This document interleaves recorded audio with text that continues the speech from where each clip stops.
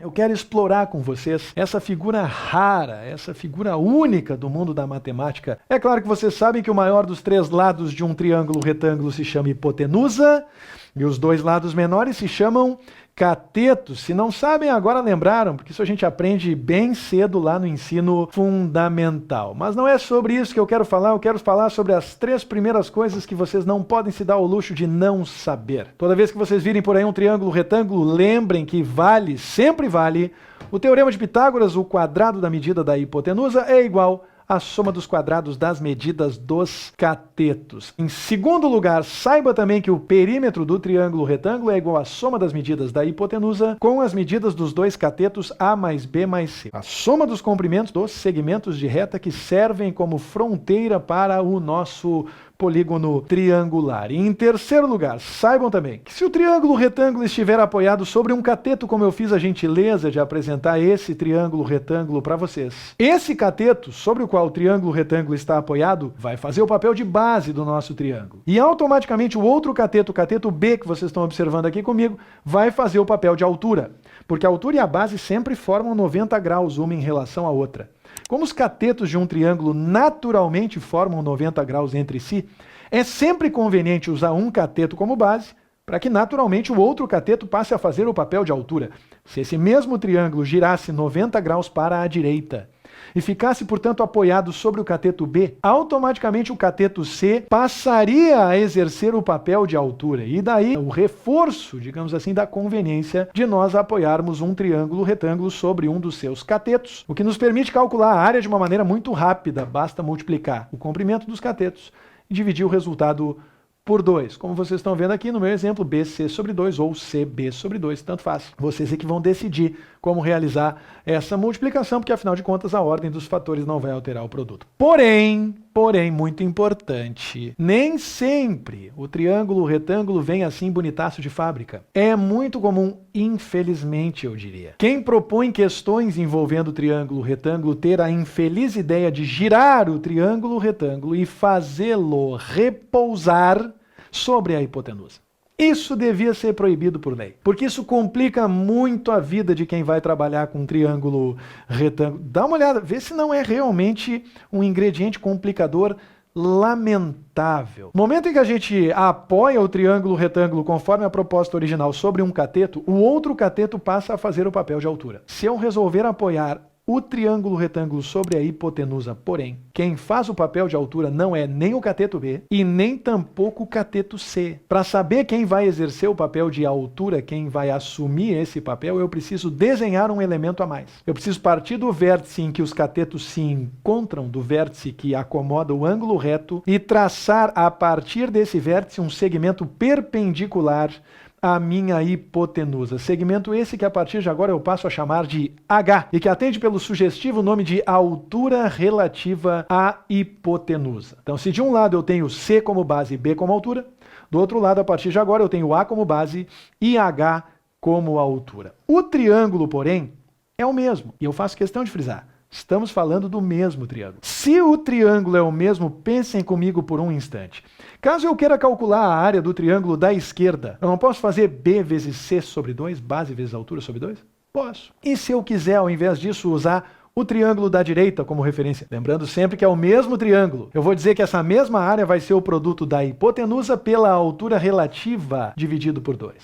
Só que se o triângulo é o mesmo, se para obter o segundo eu só girei o primeiro, então naturalmente essas duas expressões de área têm que fornecer o mesmo resultado. E se eu estou diante de duas frações cujo denominador é igual a 2, pensem comigo, se os denominadores são iguais, essas duas frações só apresentarão o mesmo resultado se os numeradores forem iguais também. O que nos leva à conclusão brilhante de que o produto das medidas dos catetos é igual ao produto da medida da hipotenusa pela medida da altura relativa H. É ou não é Genial isso aqui. Eis que tenho, portanto, aqui representados, vou até distanciar um pouquinho aqui esse segmento, vocês vão entender em breve, porque eis que tenho aqui representados a hipotenusa A e os dois catetos B e C. Na hora de representar a altura relativa à hipotenusa, eu vou partir do vértice em que os catetos se encontram, do vértice que acomoda o ângulo reto, e vou projetar esse vértice formando 90 graus, formando, na verdade, dois ângulos de 90 graus aqui na chegada,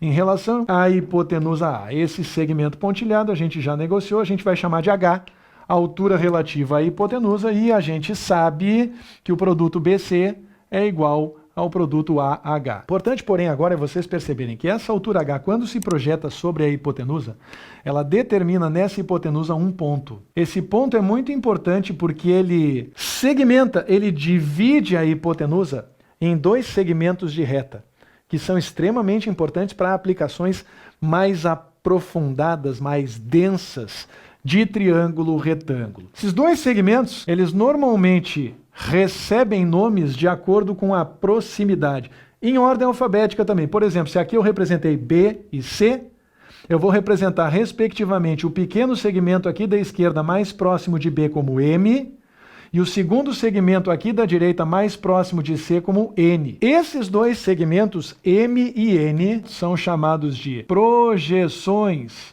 dos catetos sobre a hipotenusa. Isso é uma maneira muito resumida, muito simplificada de fazer referência ao nome de fato. Nós diríamos mais formalmente projeções ortogonais dos catetos sobre a hipotenusa. Como se nós estivéssemos simplesmente esfarelando os catetos. Imagina que em determinado momento esse segmento de reta aqui esfarelou. E pela força da gravidade, ao esfarelar, esse cateto B repousou sobre o segmento M. Tá me entendendo? Se a casa cair, esse telhado B aqui da esquerda vai cair em cima do pedaço M. Se a casa cair e esse teto esfarelar, a porção C do telhado vai cair sobre o pedaço N, o que vem a ser uma maneira relativamente simples da gente enxergar. Agora observem com carinho o que está prestes a acontecer, porque, meu amigo, minha amiga, isso aqui é realmente muito, mas muito lindo. Olha só, no momento que eu olho para essa altura relativa à hipotenusa que vocês estão vendo aqui e imagino uma tesourinha, eu sou capaz de dividir o meu triangulão original em dois triangulinhos menores. Esse triangulinho menor aqui da esquerda, resultado dessa divisão, ele vai ter três dimensões, que são o B, tá vendo aqui? Mapeou direto. O M, segmentinho aqui embaixo. E o H que vocês estão vendo aqui em cima. Da mesma forma, se isso aqui servir como uma orientação de corte, eu também vou ver que o lado direito desse corte vai revelar um triângulo retângulo com vida própria. Triângulo também retângulo aqui na esquerda, como vocês estão vendo. A altura H vai ser a mesma. Eu vou até desenhar ela centralizada aqui, para ficar mais elegante. A altura H vai ser a mesma. Ela é a altura H para a esquerda e ela é a altura H para a direita também. Aqui, atravessado, eu tenho C. E aqui deitado, eu tenho N. A coisa maluca que está prestes a acontecer agora é a consciência, a constatação de que nós estamos diante de três triângulos semelhantes. Observem comigo por um instante. Se eu chamar esse ângulo aqui de alfa, esse ângulo aqui de baixo vai ser alfa também. Se eu chamar esse ângulo aqui de beta, vamos usar outra cor para ficar bem elegante. Se eu chamar esse ângulo aqui de beta, esse ângulo aqui do canto vai ser beta também. Eu disse a vocês agora há pouco que triângulos semelhantes são triângulos que têm os mesmos três ângulos. Observem comigo, portanto, que no triângulo original ABC, eu tenho um ângulo reto, um ângulo alfa e um ângulo beta. O que significa que a soma do reto, do alfa e do beta tem que dar 180 graus. Agora pensem comigo. Se nesse triangulinho da esquerda, dois dos meus ângulos são reto e alfa, o terceiro só pode ser beta. Porque se o terceiro não for beta, desanda a maionese do meu triângulo retângulo original. Ou do meu novo triângulo retângulo, na medida em que um deles não terá soma dos ângulos internos igual a 180 graus. A soma dos ângulos internos tem que dar sempre 180 graus. Nós vimos e demonstramos isso. Então observem comigo, se esse ângulo aqui é alfa, esse aqui virou refém, ele é beta. E agora observa que nesse triangulinho aqui, se eu tenho reto e beta, o terceiro Só pode ser alfa, pelo mesmo motivo. Alfa, beta e reto somam 180 graus, segundo a nossa proposta do primeiro triângulo. E, portanto, aqui embaixo eu só posso ter reto, beta e alfa também, mais uma vez, somando 180 graus no meu triângulo retângulo, o que significa que eu estou diante, nesse momento, de 3 triângulos semelhantes. Se esses triângulos são semelhantes, gente, vai valer sempre a máxima. Ladinho está para ladinho, assim como ladão está para ladão. E essa máxima vai nos permitir encontrar coisas incríveis a respeito dessa proposta. Por exemplo, quem representa a hipotenusa no triângulo retângulo grande? A hipotenusa é A, desde sempre. Quem representa a hipotenusa nesse triangulinho pequeno aqui da esquerda? A hipotenusa do triangulinho pequeno é B. E, portanto, vocês podem montar uma primeira razão dizendo hipotenusa do grande está para a hipotenusa do pequeno. Observa, A está para B. Agora escolhe algum outro lado do triângulo retângulo grande. Pode ser, por exemplo, B, que faz o papel de cateto menor. Observa, cateto menor oposto ao ângulo beta. B. Agora pega o mesmo cateto aqui no triangulinho pequeno, oposto a beta. Pega o cateto menor é M, vou ilustrar para vocês. B é o cateto menor do triângulo retângulo original. M é o cateto menor do triângulo retângulo derivado aqui do lado esquerdo.